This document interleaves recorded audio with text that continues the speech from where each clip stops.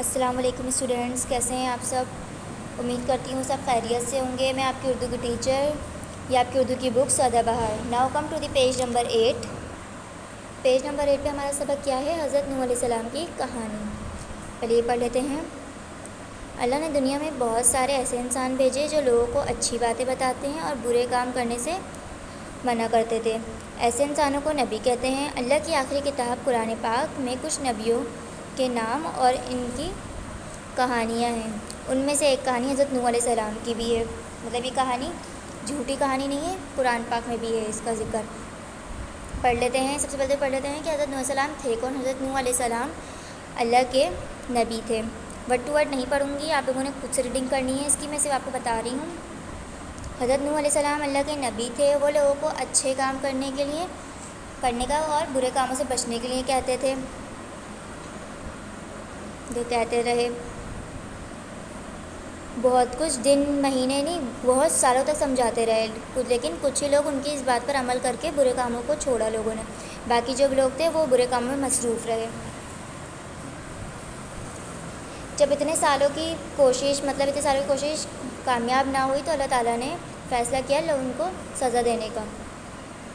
اللہ تعالیٰ نے حضرت نوح علیہ السلام کو ایک بڑی کشتی بنانے کا حکم دیا۔ نوح علیہ السلام نے بغیر کوئی سوال کیے جنگل میں جا کر لکڑیاں کاٹنی شروع کر دی۔ ان کے ساتھیوں نے بھی ان کی مدد کی۔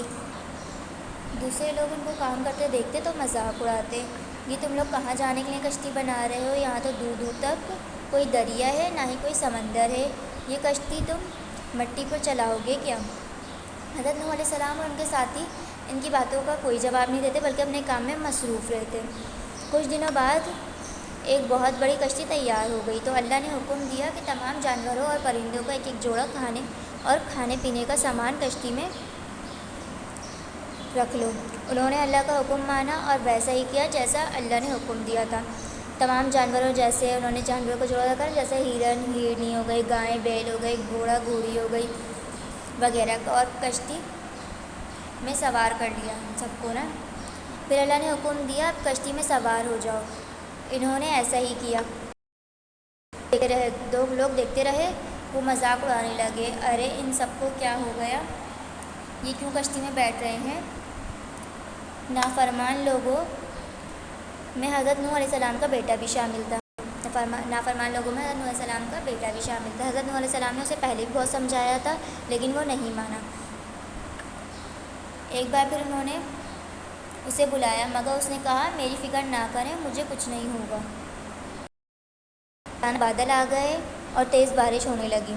تھوڑی دیر میں ایسا لگا کہ جیسے زمین سے بھی پانی ابل رہا ہے، یہ تو اللہ کا عذاب تھا، ابل رہا ہے، چاروں طرف پانی ہی پانی ہو گیا۔ لوگ اپنی جان بچانے کے لیے ادھر ادھر بھاگنے لگ گئے، کچھ لوگ درخت پہ چڑھ گئے، کچھ لوگ مکانوں کی چھتوں پر، لیکن اتنا پانی ہو گیا کہ درخت بھی ڈوب گئے۔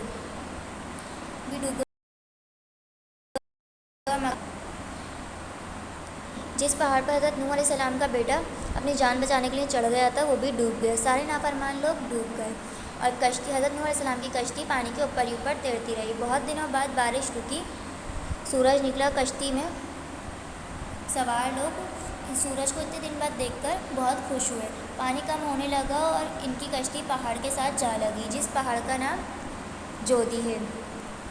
لوگ کشتی سے اترے اور اللہ کا شکر ادا کیا، سارے جانوروں کو بھی خشکی پر چھوڑا اور یوں یہ دنیا دوبارہ بسی۔ اس طرح انہوں نے بتایا کہ نافرمانی کا انجام کیا ہوتا ہے، کہ مطلب اپنی جان گنوا بیٹھے۔ حضرت نوح علیہ السلام کی بات نہیں مانی ان لوگوں نے نا۔